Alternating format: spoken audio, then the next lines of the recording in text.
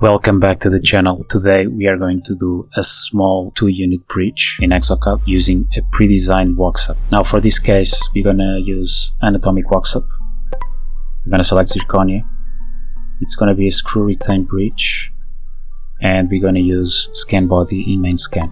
Design walk-up, we're gonna say no scan it because we're gonna import an already designed walk-up. Select the same to the molar, we save. We don't need to select this connector because the walk-up is already connected. And now we go design. So we need to bring the lower jaw first.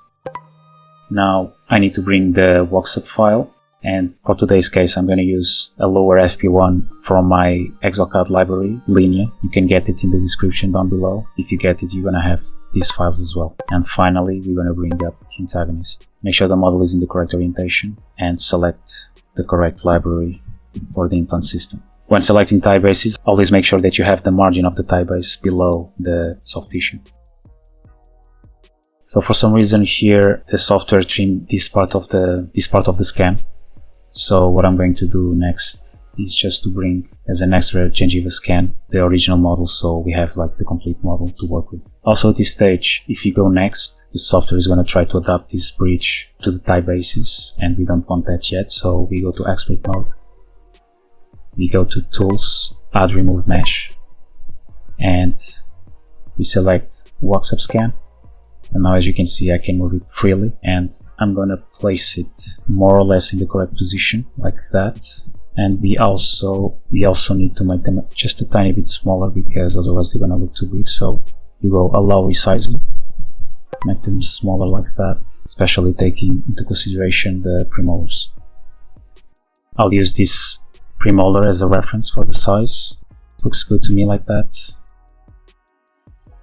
Place it in the best position possible and go OK. Select the walk-up scan, right click and select edit mesh. Here we're gonna remove all the teeth that we don't need. So I create a box with the teeth I want, and I don't close it. I just come here and select crop, and it's gonna delete everything outside this box like that. And now we select the 2 units and we select close holes, so everything is nice and closed. Press OK. Look if the positioning looks correct. It does to me.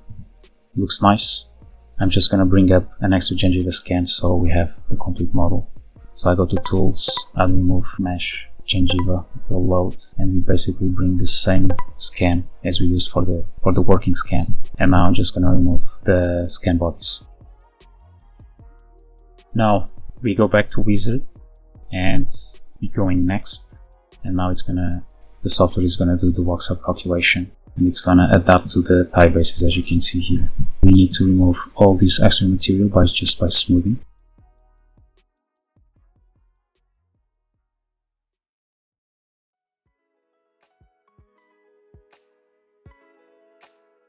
Make sure we have a nice contact, a nice proximal contact. And now I want to use the adapt tool just to adapt the entangled surface. I'm going to do some pressure, so I'm just going to leave it minus 0.7 and adapt. So we're going to have something like that. And now I'm just going to smooth.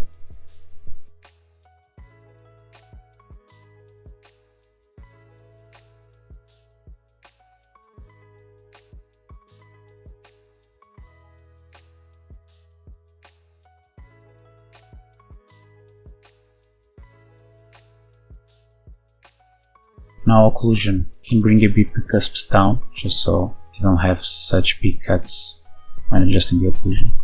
But before that, I want to go to expert mode, go to Tools, add an articulator, position it in the right orientation. Fix by cutting away intrusions and start articulator movements. Go OK, and now just check all the intersections. And we're gonna adjust all of them. I'm gonna cut a bit more just so I have room to adjust it by smoothing some areas. So first static occlusion and then dynamic. Smooth a bit out the areas that were cutted, just like this, and do the final touches. Probably this one should be a bit more flat. And now do some details like pitted enamel. So beautiful 2-unit bridge. then the different technique can be very helpful. It can save you a lot of time.